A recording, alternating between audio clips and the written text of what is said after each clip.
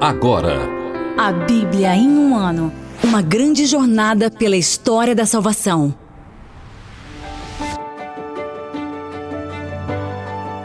Olá, ouvintes! Estamos já no episódio 16 da nossa jornada pela história da salvação. E você vai comigo conhecer a palavra de Deus nesta série de Gênesis ao Apocalipse. No episódio de hoje vamos ler Gênesis 31, 32, Jó 21, 22 e Provérbios 3, de 9 a 12. O texto é da tradução oficial da CNBB e a voz é de Ricardo Bippe.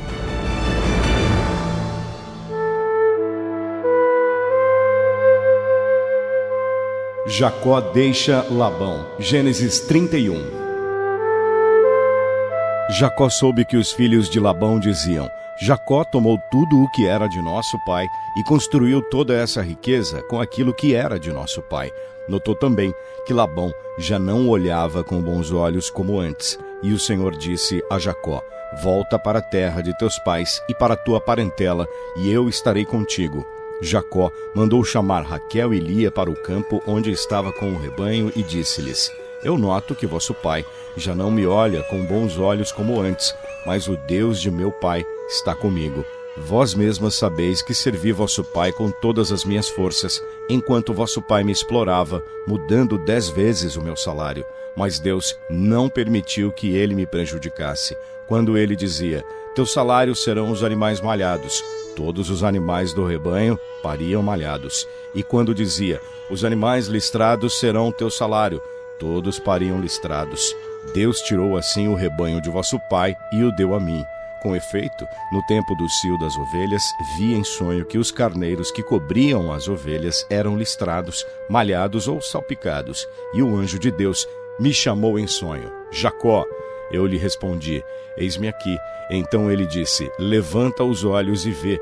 Todos os carneiros que cobrem as ovelhas são listrados, malhados ou salpicados, porque vi tudo o que Labão te está fazendo.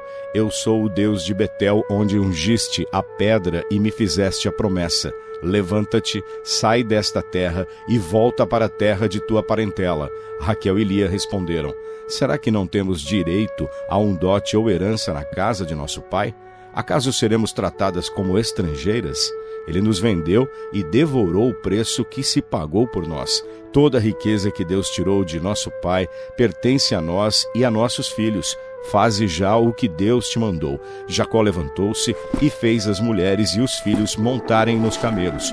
Todo o gado e tudo o que havia adquirido em Padã-Arã, ele o levou consigo para voltar à casa de seu pai Isaque, na terra de Canaã. E como Labão tinha ido à tosquia das ovelhas, Raquel roubou os terafins de seu pai. Assim, Jacó enganou Labão, o arameu, e nem deu sinal de que estivesse fugindo.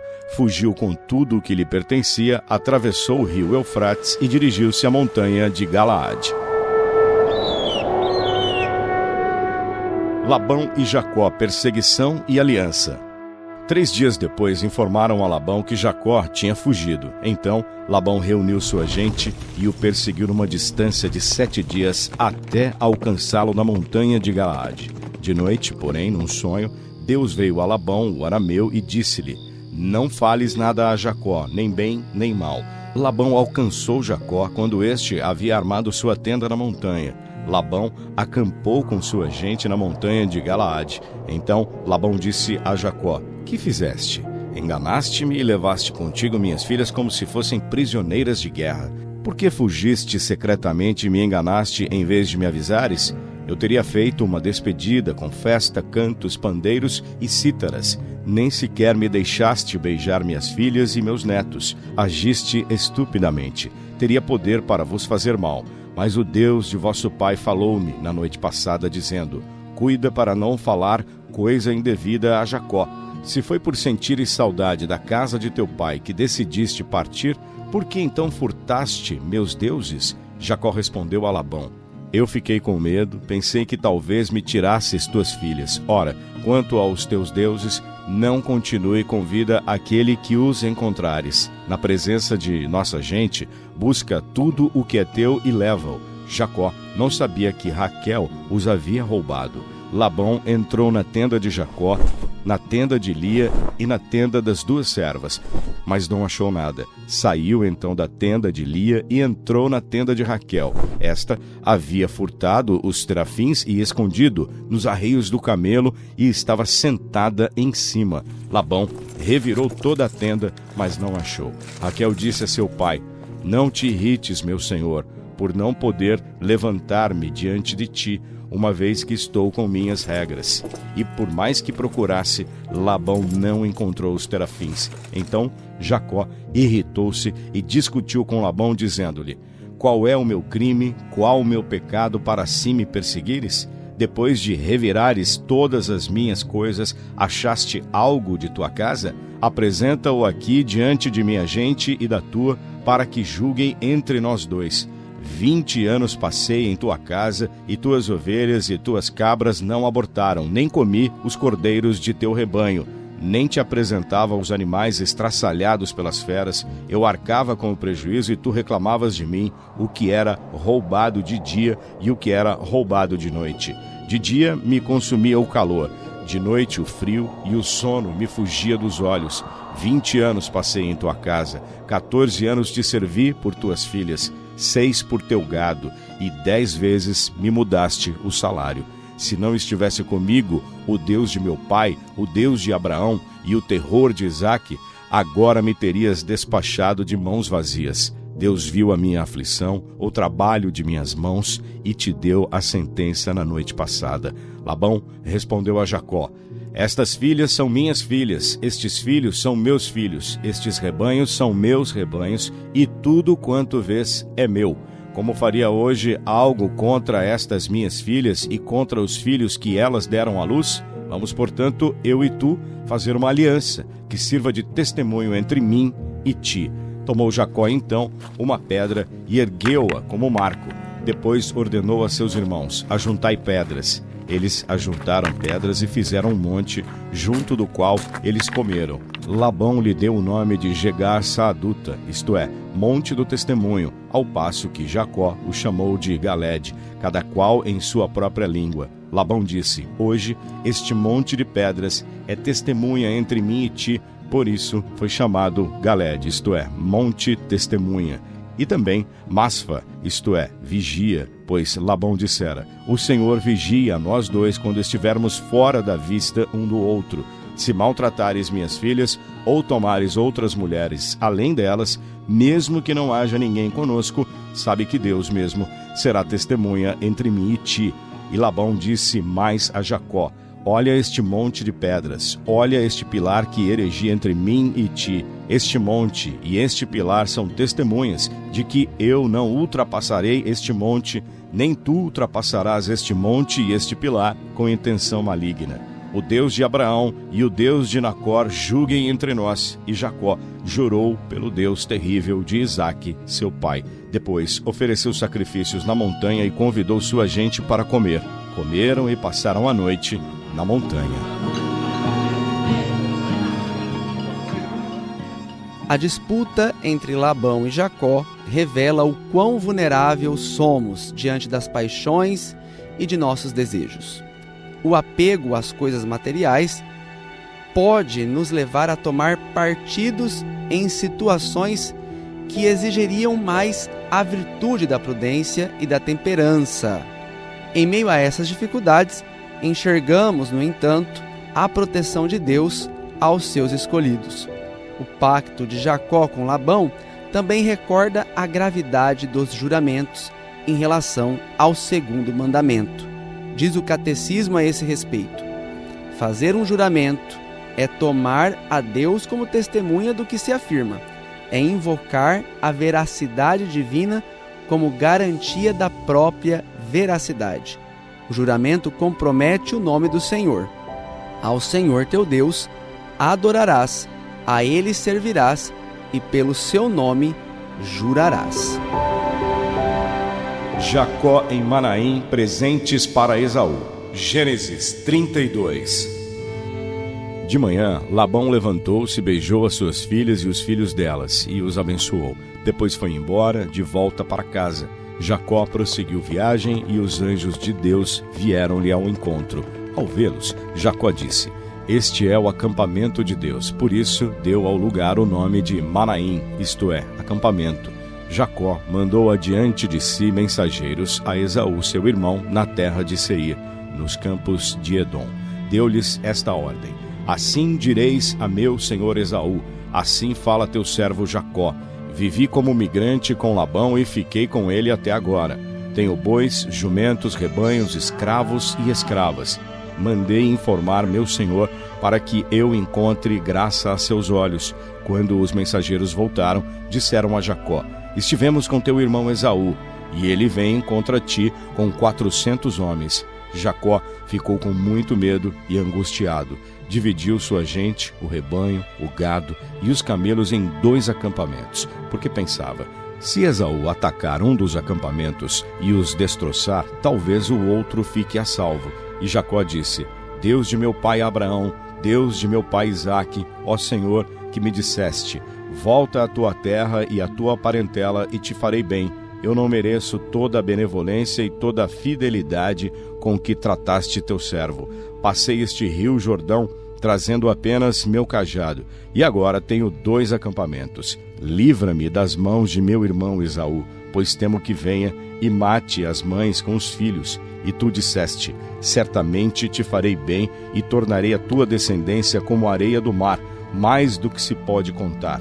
Jacó passou ali a noite, depois escolheu do que tinha à disposição um presente para seu irmão Esaú: 200 cabras e 20 bodes, 200 ovelhas e 20 carneiros, 30 camelas com suas crias, 40 vacas e 10 touros, 20 jumentas e 10 jumentos. Confiou cada rebanho a um servo separadamente e lhe disse: Ide à minha frente, deixando espaço entre um rebanho e outro.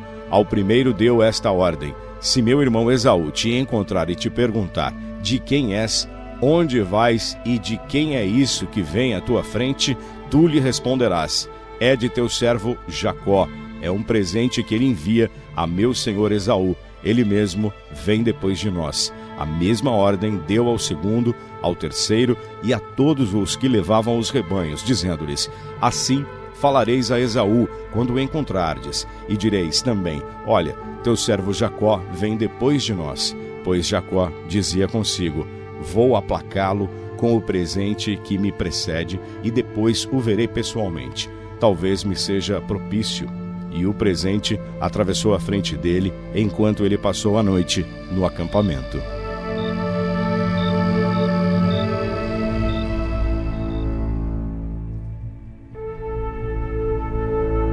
Jacó luta com Deus. Ainda de noite, Jacó levantou-se e, levando consigo suas 2 mulheres, as 2 escravas e os 11 filhos, passou o val do Jaboque. Jacó ajudou-os a passar a torrente e depois fez passar tudo o que era seu. Quando, então, ficou sozinho, um homem se pôs a lutar com ele até o romper do dia. Vendo que não podia vencer Jacó, atingiu-lhe a articulação da coxa, e a coxa se desarticulou enquanto lutava com ele. O homem disse a Jacó: deixa-me ir, pois já está rompendo o dia. Mas Jacó respondeu: não te deixareis ir, se não me abençoares. E o homem lhe perguntou: qual é teu nome? Jacó, respondeu ele. Mas o homem lhe disse: doravante não te chamarás Jacó, mas Israel, pois lutaste com Deus e com os homens e prevaleceste. Então Jacó perguntou: dize-me por favor teu nome. Mas ele respondeu: para que perguntas por meu nome? E ali mesmo o abençoou.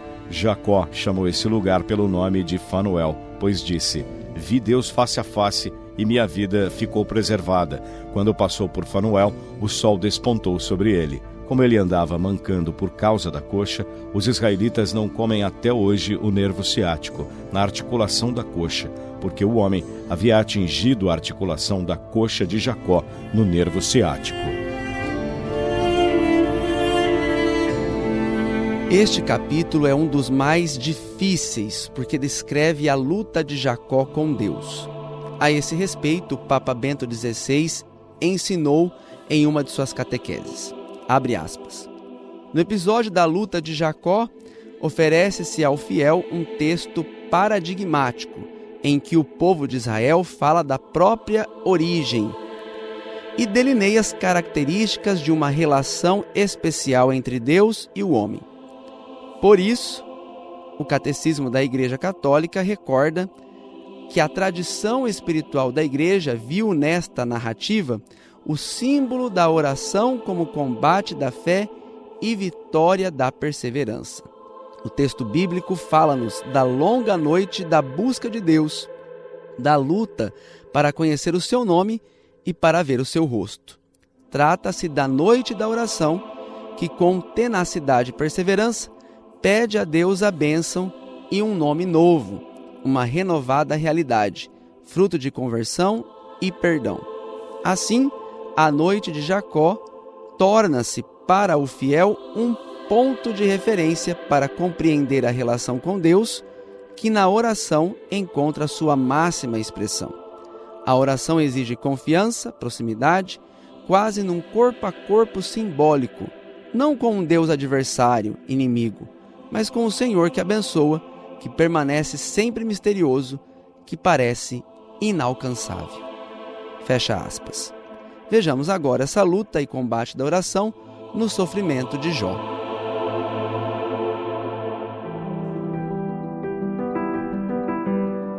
Resposta de Jó, o bem-estar dos ímpios. Jó, capítulo 21. Jó então respondeu: Ouvi, por favor, minhas palavras, e seja este o consolo que me dais. Tolerai-me e falarei. Depois de minhas palavras, podereis rir. Acaso é contra um ser humano a minha disputa? Não terei, por acaso, razão de ficar impaciente? Atentai para mim e admirai-vos. Ponde o dedo sobre vossa boca. Também eu, quando me recordo, fico amedrontado e um calafrio agita meu corpo. Porque então os ímpios continuam a viver, envelhecem e têm o conforto das riquezas? Sua descendência permanece diante deles, sua posteridade frente a seus olhos. Suas casas estão seguras e em paz, e a vara de Deus não está sobre eles. Seus touros geram e não falham em fecundar. Suas vacas procriam e não perdem seus bezerros. Como um rebanho, seus filhos saem de casa. Suas crianças brincam saltando. Tocam o pandeiro e a cítara e alegram-se ao som da flauta. Passam na prosperidade os seus dias e de repente descem ao mundo dos mortos. São estes os que disseram a Deus: Afasta-te de nós. Não queremos conhecimento dos teus caminhos. Quem é o poderoso para que o sirvamos e que nos adiantaria fazer-lhe orações? Embora estejam com seus bens em mãos, o projeto dos ímpios fique longe de mim. Entretanto, quantas vezes se apaga a lâmpada dos ímpios e a desgraça irrompe sobre eles, e Deus, na sua ira, os acumula de dores? Diz-se, eles serão como palha ao vento e como cisco, que o redemoinho espalha. Reservará Deus para os filhos a iniquidade do ímpio? Que a retribua o próprio ímpio, para ele aprender. Então seus olhos veriam a própria morte, e do furor do poderoso ele beberia. Pois que lhe importa a sua casa depois dele, depois que tiver sido cortado o número de seus meses?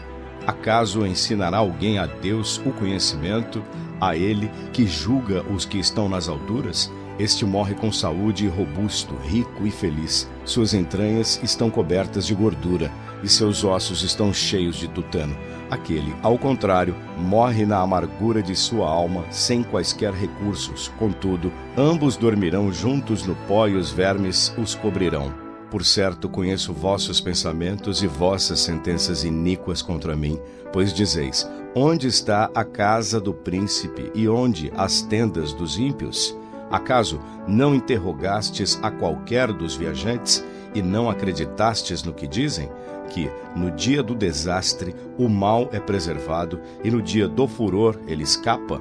Quem lhe reprovará frente a frente o seu proceder e quem lhe dará a paga pelo que fez? De fato, ele será transportado aos sepulcros, e sobre seu túmulo montarão guardas. A terra do vale é suave para ele. Atrás dele vai toda a população, como à sua frente inúmera multidão.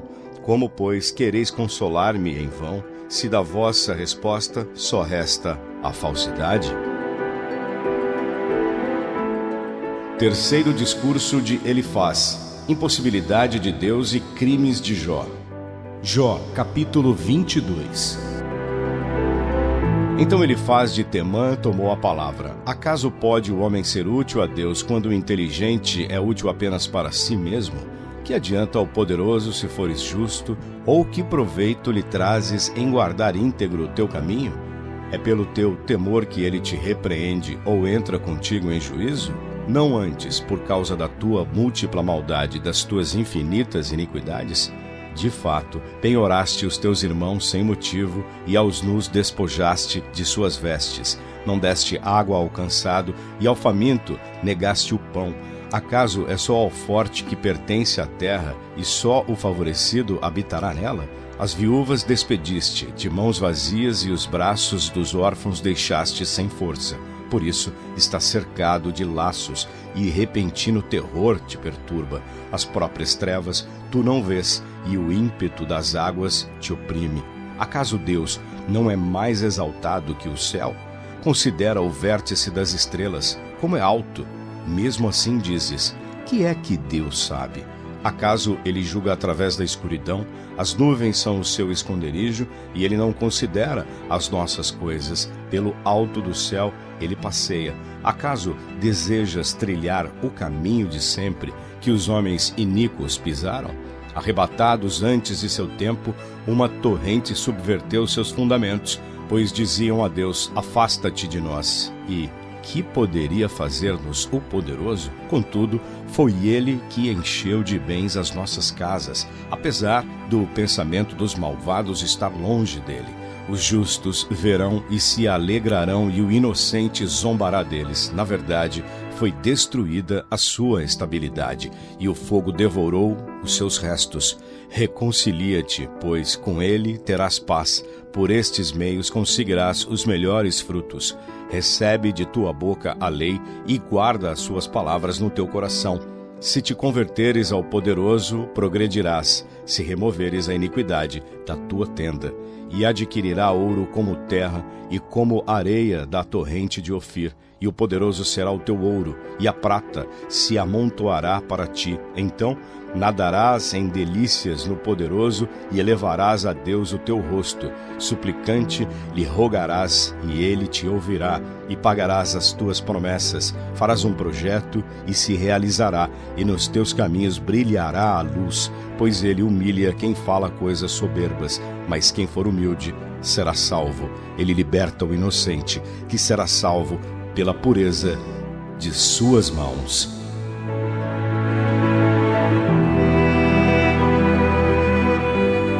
Às vezes, o sofrimento é causado por más decisões, nossas ou de outros. Em outras ocasiões, Deus permite o sofrimento para chamar nossa atenção. Mas Deus pode usar o sofrimento para nos ensinar um tipo mais profundo de sabedoria.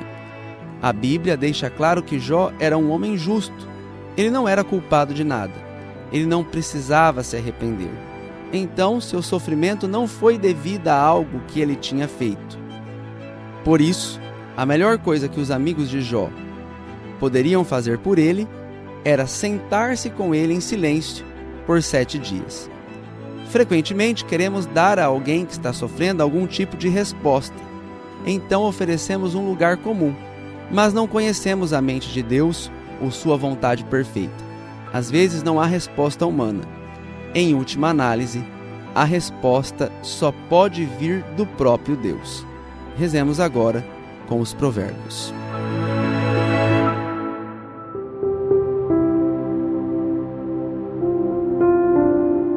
Sabedoria e temor de Deus. Provérbios 3, 9 a 12.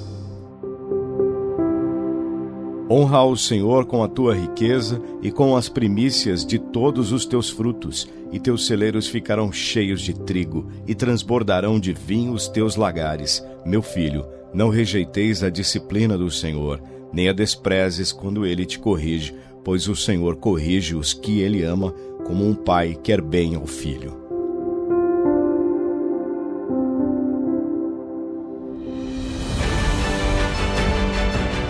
No próximo episódio vamos ler Gênesis 33, 34, Jó 23, 24 e Provérbios 3, de 13 a 18.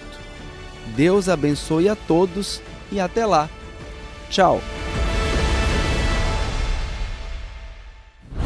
Você ouviu na Bom Jesus FM, a Bíblia em um ano. Uma produção adaptada do podcast Bible in a Year, do padre Mike Schmitz.